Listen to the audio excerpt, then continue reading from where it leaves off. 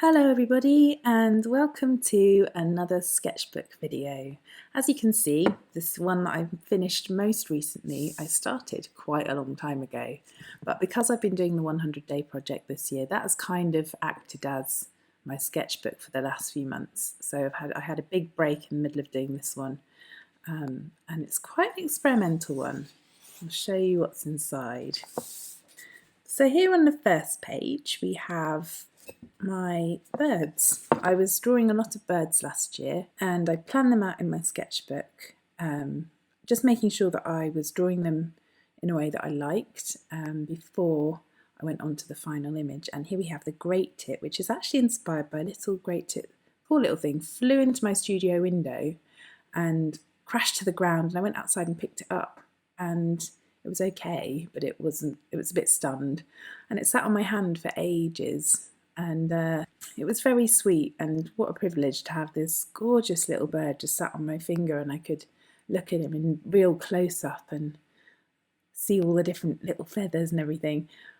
But I needed to get some work done and it wouldn't leave my hand, so in the end I had to kind of pick him off and put him in this hebe bush that was in the garden, and that's what inspired this drawing, this beautiful little great tit and the hebe bush that I put him in. So I just played around with different kind of tones with the blues and the greens, and the final drawing kind of ended up being very much like this one.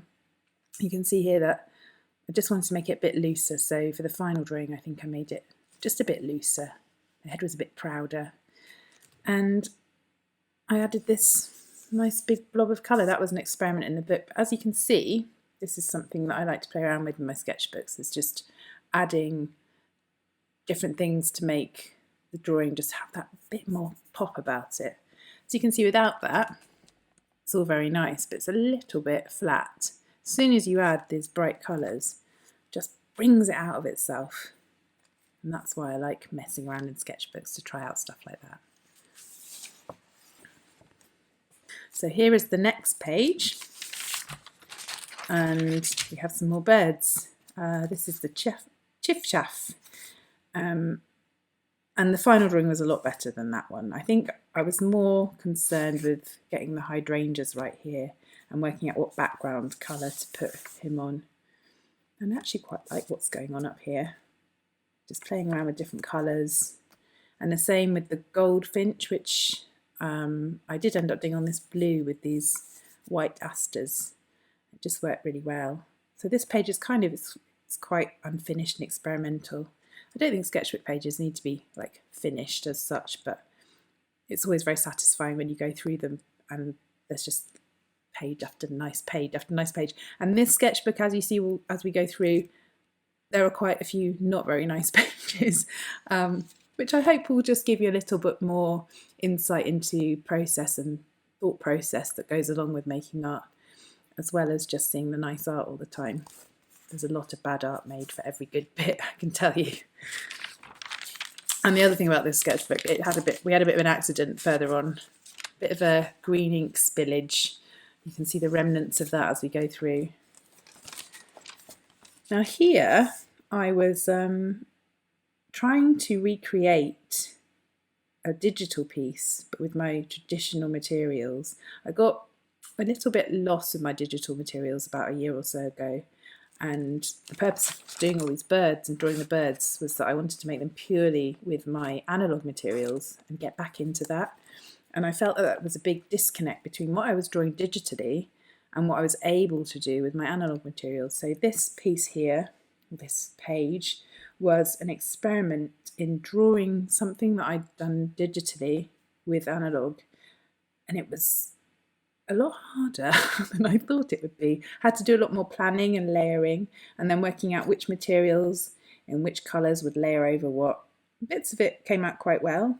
I do like the sort of washiness down here behind the leaves, but it was a real bit of an eye-opener for me and made me realise that I needed to do a lot more with my analogue materials to get my work looking how I want it to look. And this side here is also very experimental, just kind of trying out new things, playing around with colour and different colour combinations. And this page is also kind of an experiment.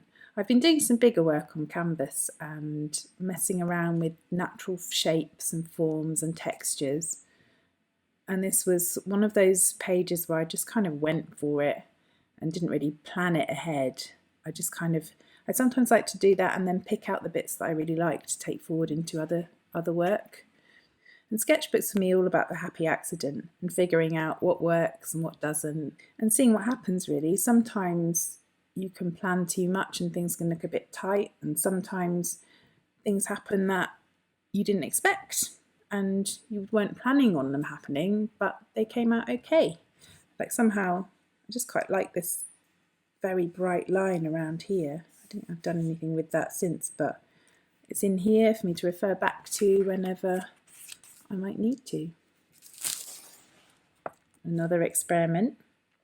For a long time now, I've had in my mind this vision of a piece of work that's got a huge white mushroom on one side and then lots of stuff going on this side. But I've been struggling with what is actually going to be going on this side. So I still haven't taken this any further really. But I like what's happening, the experiments, the colours, and just little moments like this where we have the colourful background and then I've drawn in the negative space and it leaves this kind of bright colour around the edge. This is kind of something I've been doing a lot more of within my 100-day project. You may have seen the work in my shorts feed. And this is kind of where it started. It started with the birds drawings when I realised that if I wanted a colour background I'd have to draw the bird first, then put the colour in afterwards. And it's something I've just been running with recently. But here is where I kind of tried it on something that wasn't a bird or a flower, just little random shapes. And I remember thinking, I really like that. So sometimes in a sketchbook, you can do a whole page and there'll be one little bit that just really piques your interest and sparks your imagination. And that's what sketchbooks are all about, really. But there's a lot more that I do like on this page that I will be working with. Not these green blobs. They can go away. It's a well-loved book. And here, this is where I took this idea a little bit further, because I've been doing this with my other birds drawings. It's painting a pale black background, doing the bird, and then painting the background in around it. And I think this is the first one where I purposefully noticed that I like the colour peeking around the edge of the bird rather than trying to draw right up to it. And here you can see the purple just creeping in around the edge, and I just find it really effective. I just really like it. I think this is the first time I made it really intentional, and when I took it into the final piece, which I will show you here, I really made a lot of it around the edge of the birds, and for me that was really effective. So yeah, this page felt like a real turning point for me with my work. Now here's some more experiments, some bits that went quite well, some bits that went not so well, and then just playing with different coloured backgrounds and ways of layering my pens and my paints. I kind of like how this orange shows through here. I actually can't remember which way around I painted that, because I think this is, yeah, that's acrylic ink, so I must have painted that first and drawn on over the top. I thought for a minute it was a Tombow. I've got a Tombow in that very colour, and that can paint over the acrylic marker pen, and you just kind of see it kind of fills in all the bits of white paint that the marker pen hasn't, white paper, the marker pen hasn't quite got to. And that's another nice effect that I learnt via sketchbooking. But here, yeah, just lots of layers, some experiments that didn't go so well. And then I just really liked the camellia on this bright orange, because camellias come out in January and it's kind of a grey and cold and wet. And I just wanted to brighten them up. And another very experimental page where I was playing around with drawing in the backgrounds again, and this didn't go so well. I think it's just too textural for me. I'm not sure. I don't know if I like it or not actually. But you can see here I've written, no time here in this book is wasted. Focus on effort, not results. Think progress, not perfection. And that for me really sums up how I like to use my sketchbooks. keep going, keep going, keep going, just make, and then hopefully something good will come of it. Now here, this is the first sketch I made for my first painting on canvas in a very long time. I was lying in bed, settling my son to sleep, lying in his bed. He still likes me to give him a cuddle. And I'd been thinking about my painting and what I wanted to do. And as I was in this sort of cosy environment and he was starting to drift off to sleep, this vision came to me. The colours, the composition just flashed into my mind. And I knew that that was what I wanted to do. So I think what I did was go straight to my iPad because it's nice and quick. I don't have to worry about the mixing the colours or anything. And I just drew this incredibly quick little sketch. And then the next day I brought it to my sketchbook to play around with it a bit more. These layers of floral shapes and kind of leaves. And this is what turned into this final painting, which you can see here. It's funny how ideas can come to you like that, and you just have to get them down and work on them really quickly and just play around.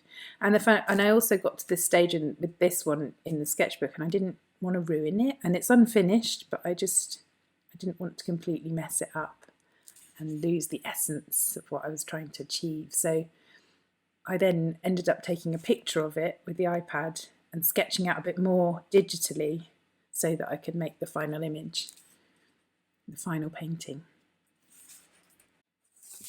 Okay, so time for a short interlude. This video does not have a sponsor, but did you know if you would like to support my art and my YouTube channel, you can purchase all sorts of bits and pieces with my art on them from my shop, bombiforest.com. There's a link straight there in the show notes if you'd like to check it out. Let's get back to the video. Here's another, I don't know, there was no vision behind this one, I can tell you. It's just stream of consciousness, again playing with negative shapes here, layering up my materials, some weird little bug creatures, quite like this shape here, really simple with some shadow behind it. I do really like that bit actually. The rest of it, I'm not so sure, the colours have gone a bit dark and muddy. Again, it's all about experimentation, figuring out what I like, what I don't like. And another one, this cute little rabbit, which I'm not sure what I think of, but I think I just wanted to get something down, have some character in it. So it's not just florals, not just leaves. There's a weird curtain thing going on here. More negative space, bright colours behind a darker and more muted background. Then also trying out some different opacities as well to see what I could do there.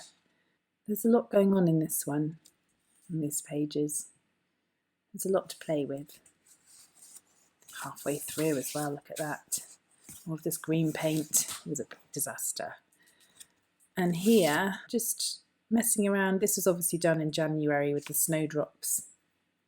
And just kind of getting shapes and colour and playing around with form and deciding which colours work together, using this lovely bright fluorescent red to pick out, just bring a bit of brightness to it, which colours it works best over. Obviously not these greens, but here on this sort of magenta-y purple, it really sings. And I remember I did all that and then I still wasn't that enamoured with it, and I added this blue, and that suddenly lifted all the colours together and made the colour combination really sing. It's funny how, as I said earlier, just one change in the colour palette or one change in the composition can suddenly make something go from really not very good to something a little bit more promising. Another playful one, just having a go with some different shapes. I think this is where I got some new paints actually, so I was messing around with those as well. This lovely dark green, two different dark greens, and a different ink as well. Just having a proper play. Play. I don't know who this is down here. Some kind of rock monster troll thing. Perhaps he wants to eat the butterfly. We don't know. We don't know what's going on there. And here again, messing around with different shapes and forms and flowers. And I think I really like this, so I tried to recreate it over here with a different colour combination. These leaves here, I think this is one of the first times I've done these kind of wiggly ferns. My ferns are normally quite straight and angular. And I wanted to make something a bit softer, a bit more fluid. And I ended up using these quite a few times during the 100-day project, and they're really effective. I just really like adding them into my work. And these other shaped leaves as well. I kind of find it's very easy to get into using the same shapes a lot of the time. So these kind of pointy leaves, pointy shapes.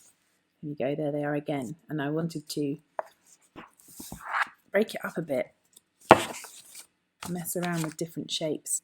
It's so easy to fall into using the same kind of shapes and flowers and leaves all the time. And you look out there, there's such a wealth, a range of different things going on.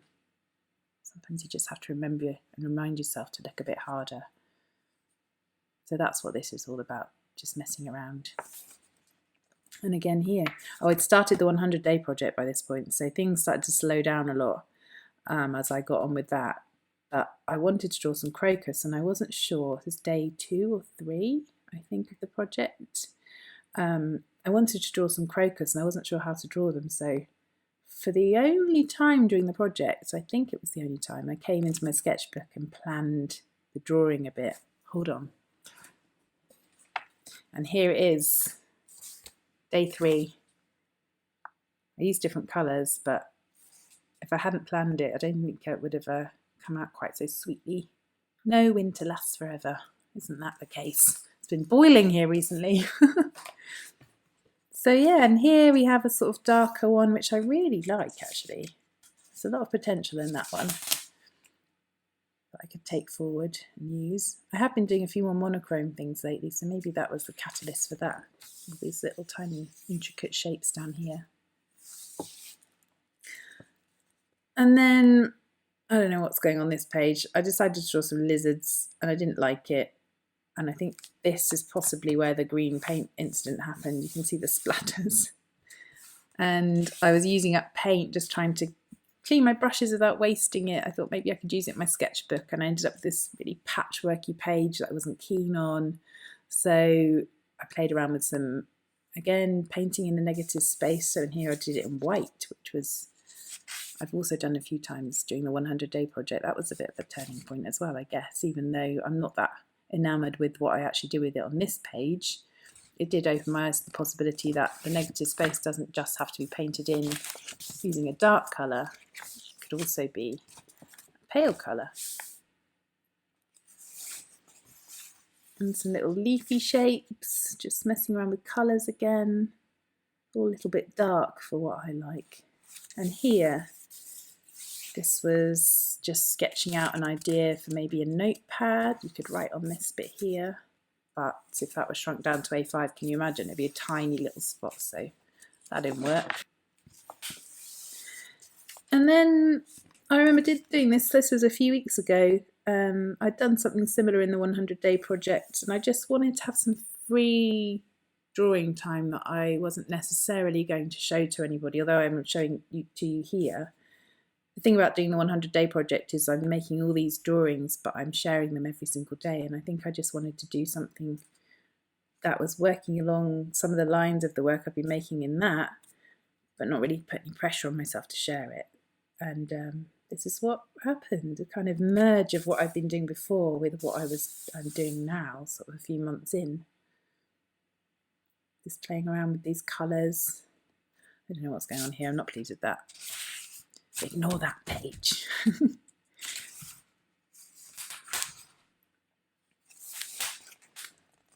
And I think we're nearly at the end.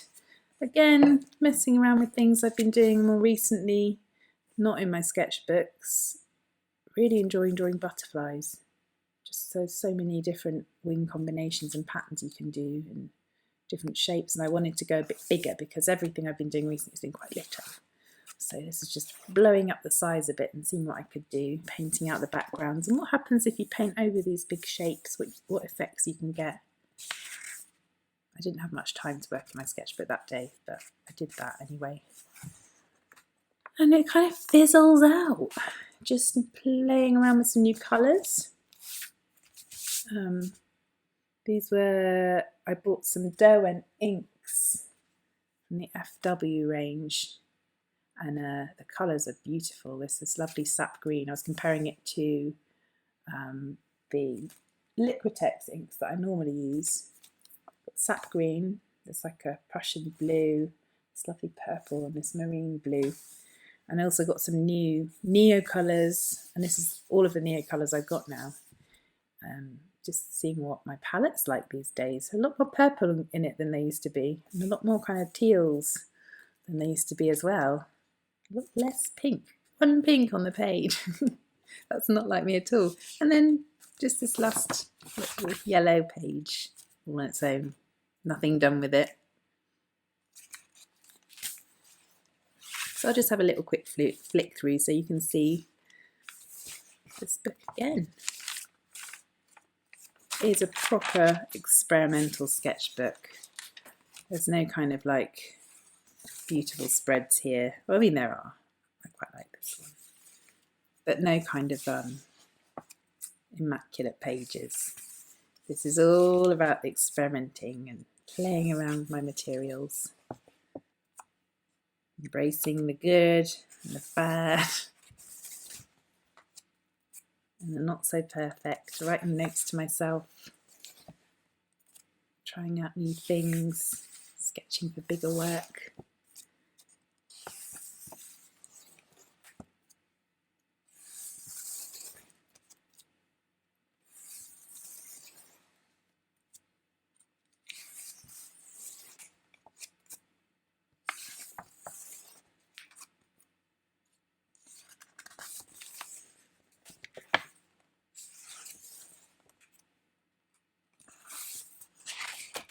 So there we go, the last few pages, and on to something new. I hope you enjoyed that little look through that sketchbook, all the good stuff, all the bad stuff, all the process and everything else.